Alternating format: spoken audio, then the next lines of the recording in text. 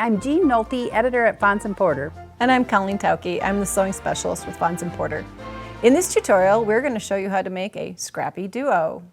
So this is 2 quilts in 1. For the pattern for these quilts, go to shopfonsandporter.com/quiltingquickly. Okay, so this is a quilt that starts out with 10-inch squares. 80 of them to be exact. 80 10-inch squares and 160 5.5-inch squares of this white, which is the background. And with those pieces, you'll end up with 2 quilts. And nothing wasted. 0 waste, absolutely. So we're going to start out, take all of your 10-inch squares. We're going to put 5.5-inch square on each corner here. So the first thing you want to do is draw a line on this white square from corner to corner, and then a second line a 1/2 inch away. When we put these on the 10-inch square, you want to make sure that the shorter line is toward the corner. Now this is very similar to when we do triangle squares, but realize we're sliding it to one side from corner to corner and then a 1/2 inch towards this Just to outer one side. corner. Usually we do a 1/4 inch on either side. This time it's a 1/2 inch on one side. Double check to make sure you get the lines in the right place. You're going to take this to the sewing machine and you're going to sew on both of those lines on each square. Both sides, exactly. And then you're going to cut them apart. We're going to cut between the 2 lines. But we decided before you make that cut, open it up to make sure that you have stitched in the right place. Make sure that this comes all the way out to the corner and this one comes all the way out to the corner. If you had put that short line over on this side, when you folded it over, you'd have that. And if you get that, you need to rip it out now. Time to stop. All right. The white has to replace the absolute corner there so it comes all the way out. So I'm going to go ahead. We've already stitched these in place. Right, these are, and I'm going to stitch this, and I'm going to just put the 1/4 inch line of my ruler along one of the sewing lines there and cut in between.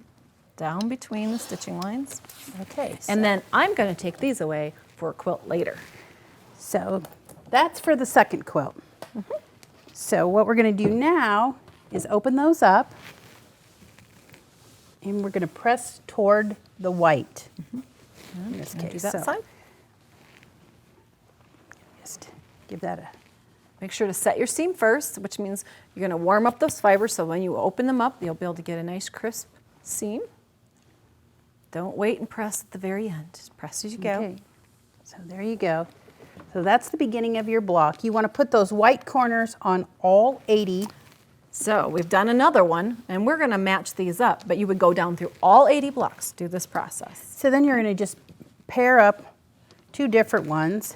Go through your blocks. If you've got a lot of fabrics in your quilt, find 2 that you would like to mate up, because they're going to be together forever in this quilt. So you're going to put them right sides together and white on top of white and color on top of color.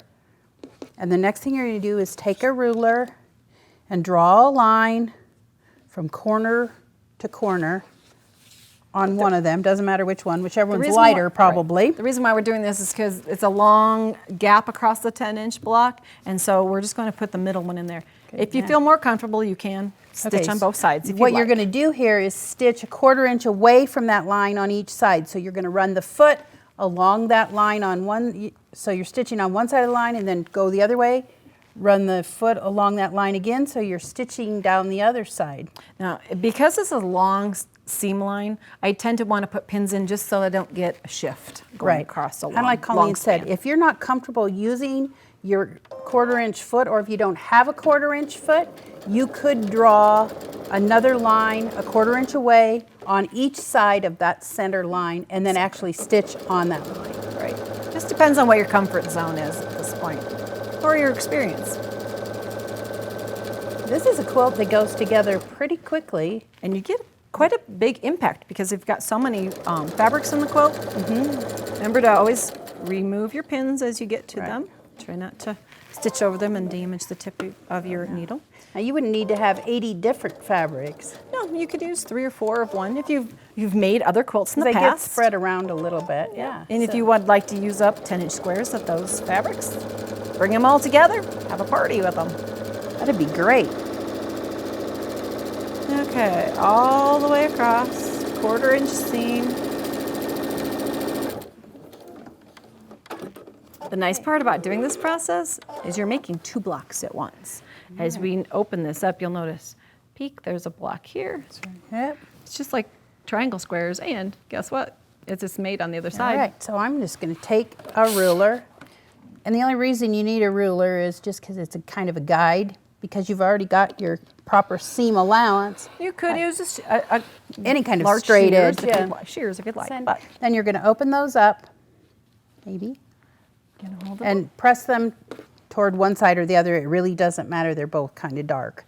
So those are your blocks. So you go ahead and make all of those 80 blocks.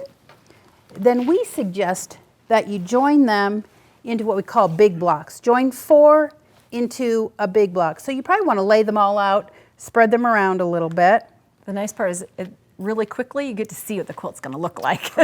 And you'd make 20 of these big blocks, then join them into rows, join the rows, and your quilt top is done. Complete. But we promised them 2 for 1. Exactly. So remember those little triangles that we took away earlier? These pieces that were leftovers, we thought? Open them up. Press the seam allowances towards the print fabric on both of those. Then you need to come in and you want to take off these little dog ears. You can use a rotary cutter, or you can just come in with the scissors and snip those off. It'll help you line up your rows later when you're constructing your little Scrappy. So yep, this quilt is called Little Scrappy, and it's just those triangle squares joined into rows, and the rows are joined, and you have another quilt. This one's a little bit smaller, but there's absolutely no waste. It'd be a great lap quilt. It'd be a great donation quilt. Guess what? Nothing wasted. That's Scrappy Duo. Thanks for joining us today. To watch more of our videos, go to video.fonsandporter.com.